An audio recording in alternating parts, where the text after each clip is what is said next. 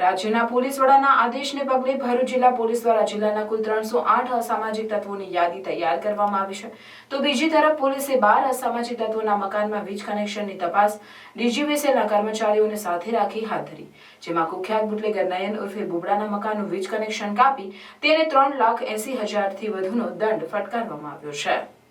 રાજ્યના પોલીસ વડા દ્વારા 100 કલાકમાં અસામાજિક તત્વોની યાદી તૈયાર કરવા દરેક જિલ્લાના પોલીસ વિભાગને સૂચના આપી હતી, જે અંતર્ગત ભરૂચ જિલ્લા પોલીસ વડા મયુર ચાવડાના માર્ગદર્શન હેઠળ ભરૂચ જિલ્લાના કુલ 27 પોલીસ મથક વિસ્તારમાં કુલ 308 અસામાજિક તત્વોની યાદી તૈયાર કરવામાં આવી છે, જેમાં 153 બુટલેગર, શરીર સંબંધી ગુનાના 82 આરોપી, મિલકત સંબંધી ગુનાના 40 અને જુગારના 30 આરોપીની યાદી તૈયાર કરાયેલ છે। આ ઉપરાંત પોલીસે એ ડિવિઝન પોલીસ મથકના 12 અસામાજિક તત્વોના વીજ કનેક્શનની તપાસ કરી છે। દક્ષિણ ગુજરાત વીજ કંપનીના અધિકારીઓને સાથે રાખી પોલીસ દ્વારા ગુનેગારોના મકાનના વિવિધ કનેક્શનની તપાસ કરવામાં આવી હતી,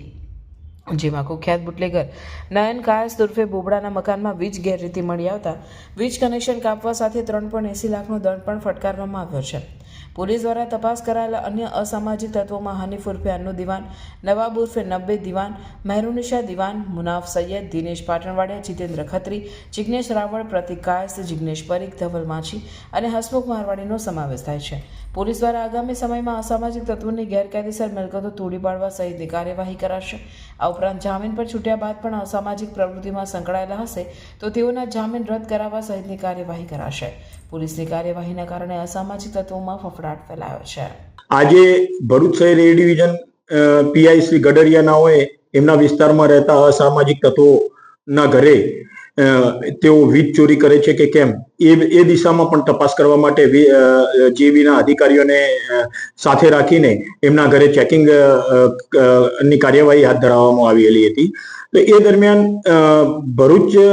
શહેર એ ડિવિઝન પોલીસ સ્ટેશનની હદમાં એક લિસ્ટેડ પ્રોહિબિશનનો બુટલેગર જે વિદેશી દારૂની પ્રવૃત્તિ સાથે સંકળાયેલો છે અને જેના વિરુદ્ધમાં સંખ્યાબંધ વિદેશી દારૂના કેસો દાખલ થયેલા છે, એવા લિસ્ટેડ બુટલેગર એવા નયન કિશોરચંદ્ર કાયસ્થના ઘરે પણ વીજ ચેકિંગ હાથ ધરવામાં આવેલું હતું અને એ વીજ ચોરી કરતો હોવાનું ધ્યાનમાં આવતા જીબીના અધિકારી દ્વારા એના ઘરેથી વીજ કનેક્શન કાપી નાખવામાં આવેલું છે અને રૂપિયા 3,80,000 જેટલો એને દંડ પણ કરવામાં આવેલો છે। એટલે આ પ્રકારે પણ જે લોકો અસામાજિક તત્વો છે ને જે જુદી જુદી રીતે પણ જે ગેરકાયદેસરની પ્રવૃત્તિઓ કરે છે એ રીતે પણ એમના વિરુદ્ધમાં કાર્યવાહી કરવા માટે ભરૂચ પોલીસ પ્રતિબદ્ધ થયેલી છે।